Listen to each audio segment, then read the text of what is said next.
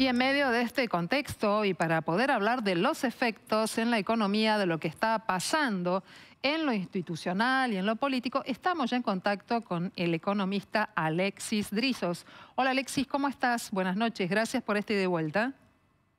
Hola, ¿qué tal? ¿Cómo estás? Buenas noches. Bien, estamos la verdad que siguiendo muy atentamente todo lo que pasa en lo político, que por supuesto repercute en la vida económica y en el área financiera. Además, tomando en cuenta este índice de inflación, ¿no?, que es la previa al dato que vamos a tener la semana que viene. ¿Estás manejando algún dato sobre inflación? ¿Cuál es tu perspectiva y qué puede llegar a implicar? Bueno, básicamente estamos previendo una inflación en torno al 20. Hay que ver exactamente cómo termina cuando salga la medición, creo que es el día 15 exactamente, que va a salir el dato concreto de INDEC. El panorama no es muy alentador, están habiendo, como mostraste vos en los números que se reflejan del estudio que hace la Ciudad de Buenos Aires, incrementos bastante importantes. Pero bueno, parecería, según dicen algunos estudios previos, que podría ser levemente menor a la del mes de diciembre, que fue 25,5.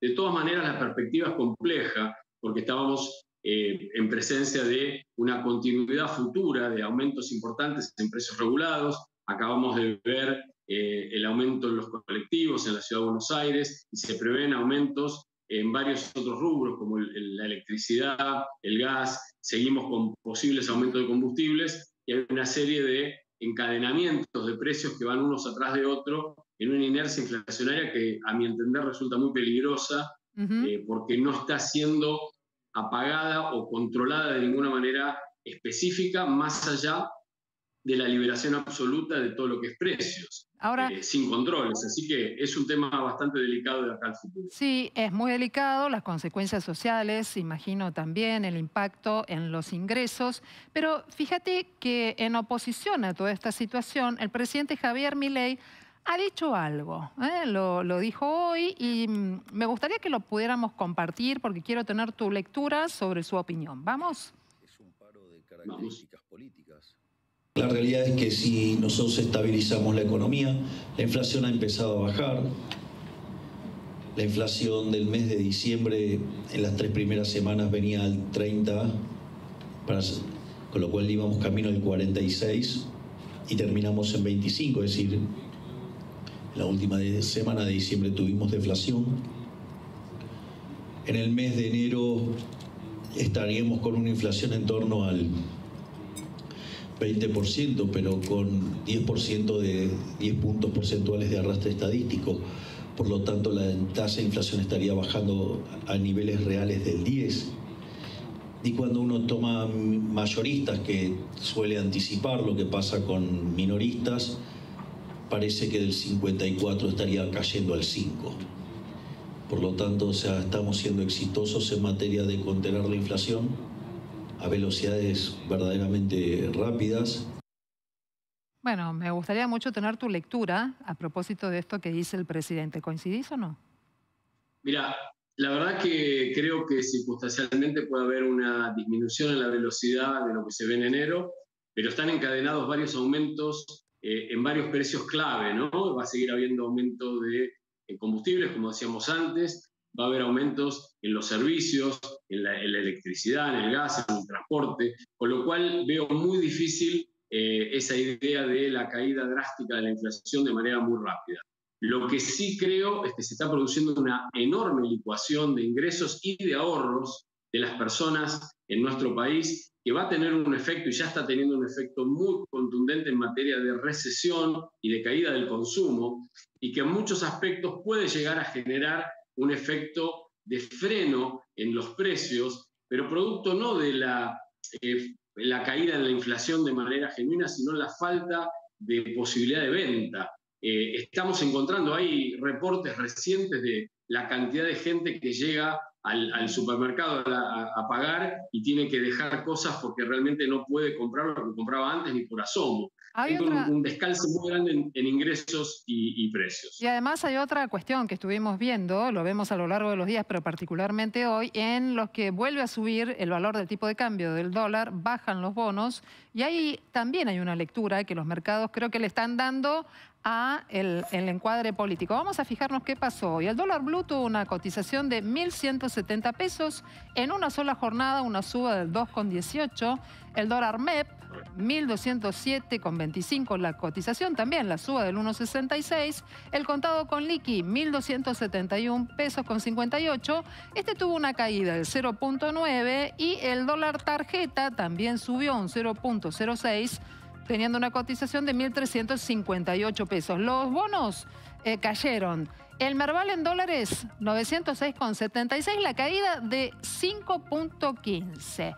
El AL30D estuvo con una caída del 3,65, valor de cierre 41,05. Y hasta volvió a subir el riesgo país, 99 puntos en una sola rueda, 1.931 el valor de cierre. ¿Qué se lee ahí? Lo que pasó en el Congreso, hay una mirada distinta de la esperada de los anuncios que había hecho en principio Javier Milei. Yo creo que hay dos o tres cosas para tomar en cuenta. La primera es que hay que decir que no siempre la economía real de las personas de a pie, las empresas, las pymes, va por la misma sintonía de la de los mercados financieros. Esto es importante.